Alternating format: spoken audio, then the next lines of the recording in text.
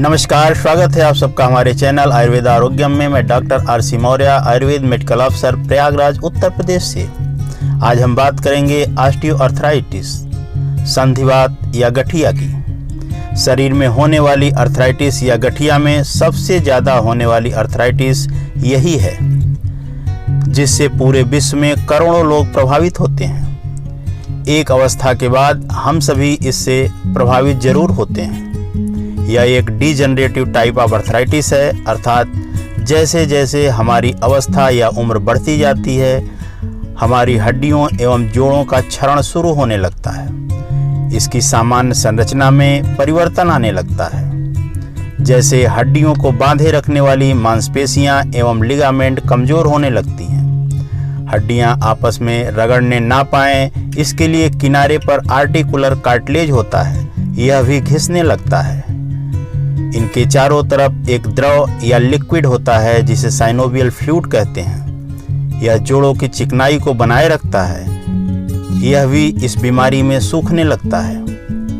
एक उम्र के बाद ऑस्टियोपोरोसिस या हड्डियों का क्षरण भी तेजी से होने लगता है। हड्डियां गलने लगती हैं।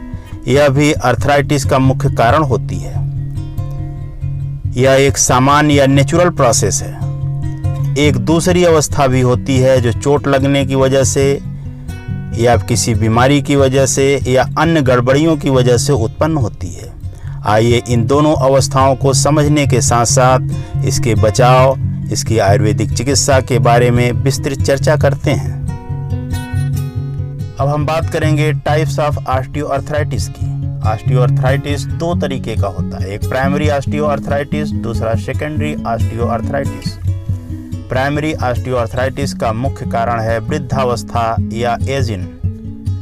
दूसरा कारण है एबनॉर्मलिटी ऑफ कॉन्ड्रोसाइट्स मेटाबॉलिज्म, जो कार्टिलेज बनाने वाली कोशिकाएं हैं उनके बनने की क्रियाविधि में गड़बड़ी के कारण। तीसरा है म्यूटेशन या जीन में परिवर्तन के कारण। सेकेंडरी ऑस्टियोआर्थराइटिस, इसके मुख्य कारण हैं ट्रॉमा या चोट लगना, जन्मजात या कंजेनाइटल एबनॉर्मलिटीज जोड़ों में होना, कुछ न्यूरोलॉजिकल आर्थ्रोपैथी की वजह से भी ऑस्टियोआर्थराइटिस होती है। जोड़ों पर पड़ने वाले एबनॉर्मल स्ट्रेस या तनाव या दबाव की वजह से भी ऑस्टियोआर्थराइटिस उत्पन्न होती है। जैसे मोटापा की स्थिति में, ओवरवेट होने की अवस्था में जोड़ों पर दबाव या तनाव ज़्यादा पड़ता है। कुछ प्रोफेशन या व्यवसाय ऐसे होते हैं जिससे हमारे जोड़ों पर, कुछ निश्चित जोड़ों पर दबाव ज़्यादा पड़ता है और उनके खराब होने की संभावना ज़्यादा होती है। स्पोर्ट्स से जुड़े लोगों में भी ऑस्टियोआर्थराइटिस की संभावना ज़्यादा होती है।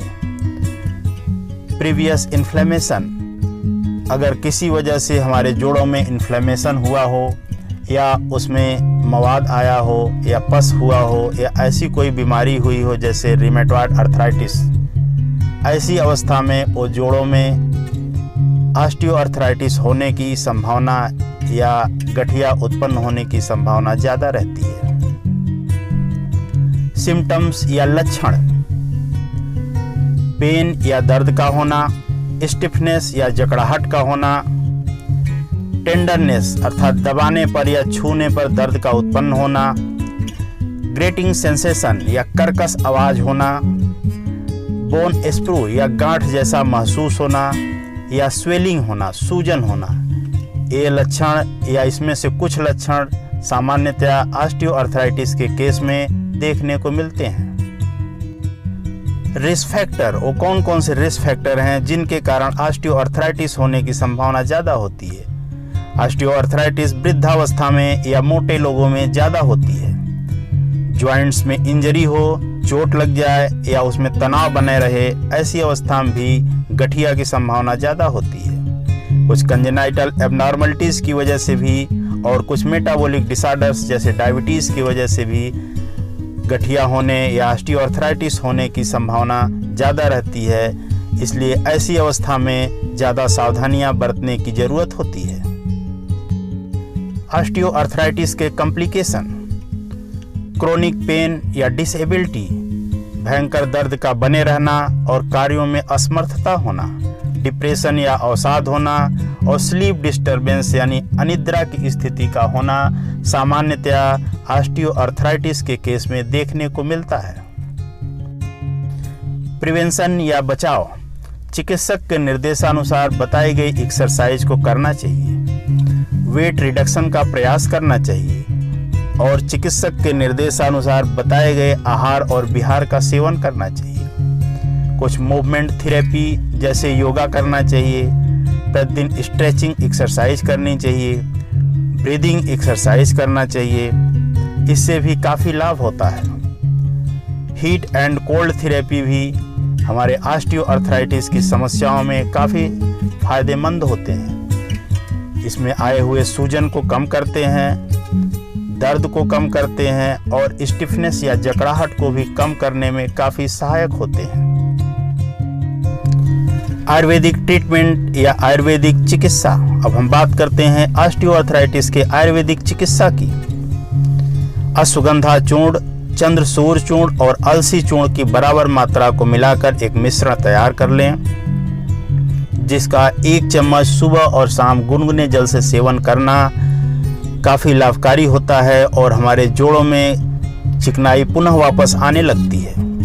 लाक्षादि गुग्गुल 2-2 गोली सुबह शाम सेवन करने से आर्टिकुलर कार्टिलेज और अस्थियों का जो क्षय हुआ रहता है वह फिर से ठीक होने लगता है और ऑस्टियोआर्थराइटिस में काफ़ी लाभ होता है।